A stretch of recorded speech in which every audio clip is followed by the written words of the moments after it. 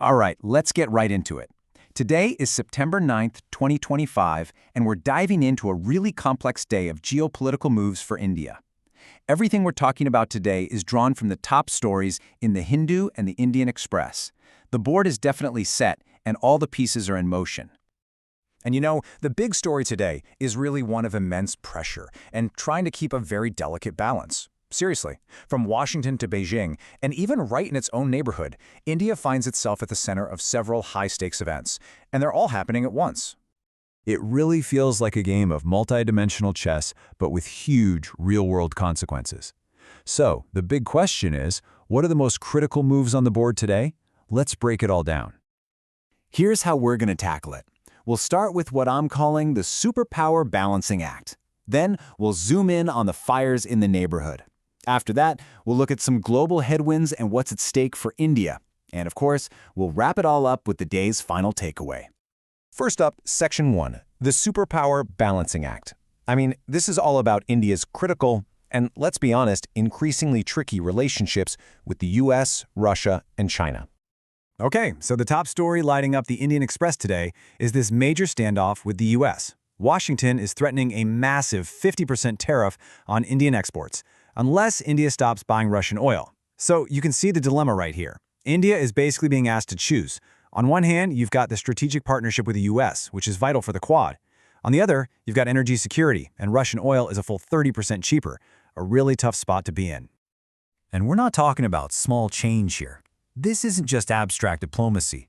According to the Confederation of Indian Industry, those tariffs could hit Indian exports for a staggering $10 billion a year.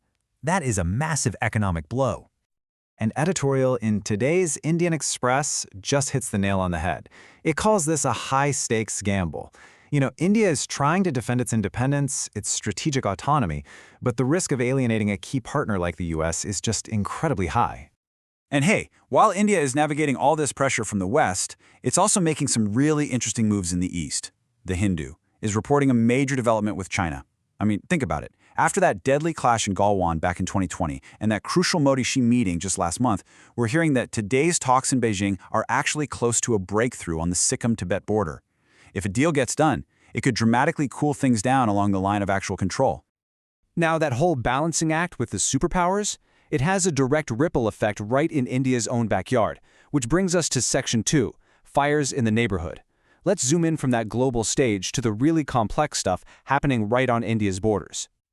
Okay, this slide really captures just how volatile the region is right now. It is packed with a mix of serious threats and some surprising opportunities. Let's walk through it. First, Pakistan. Renewed tensions over Kashmir are raising the very real risk of conflict. Then you've got Bangladesh, where these anti-India protests are not only putting $10 billion in trade at risk, but they're also opening the door for China to step in. But it's not all bad news. Look at Sri Lanka. The new president is actively trying to get out from under a $7 billion Chinese debt trap. That's a huge strategic opening for India. And it's a similar story in Nepal, where unrest over unemployment gives India a chance to step up and regain some influence. Each one of these situations needs a totally different playbook. All right, for Section 3, we're pulling the lens back out again to look at global headwinds. This is where we see how events happening thousands of miles away have immediate, tangible consequences for India.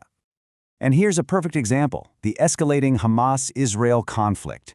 As reported in the Indian Express, a deadly new exchange of fire has sent shockwaves through the energy markets. You can see it right here on the chart. Brent crude oil just jumped to $82 a barrel. So why does this matter so much? Well, because India imports over 80% of its oil. Any further escalation doesn't just mean higher prices at the pump back home, it also threatens to disrupt that huge India, Middle East, Europe Economic Corridor, IMEC, which is a massive part of India's foreign policy. And the headwinds don't stop there. On the trade front, there's news today of advancing EU-US trade talks, which creates another massive challenge. I mean, if these two giants strike a deal, it could create a powerful trade bloc that leaves major Indian exports, like pharmaceuticals and textiles, pretty much out in the cold. Okay, we have covered a ton of ground, right? From superpower standoffs to regional fires and global shocks. Let's try to pull it all together in our final section, the day's final takeaway. So what's the bottom line? If you take away just 3 things from all the news today, it should be these. First, this idea of strategic autonomy is a really high-stakes tightrope walk. Second, India's neighborhood is incredibly volatile, which presents both serious risks and major opportunities. And third, global events really do hit home. Conflicts and trade deals have very direct, very real economic consequences. And all of this leaves us with the big question for September 9th, 2025. With all these pressures mounting from literally every direction, can India actually succeed at playing on this many geopolitical chessboards at the same time? The answer to that is going to define its entire path forward.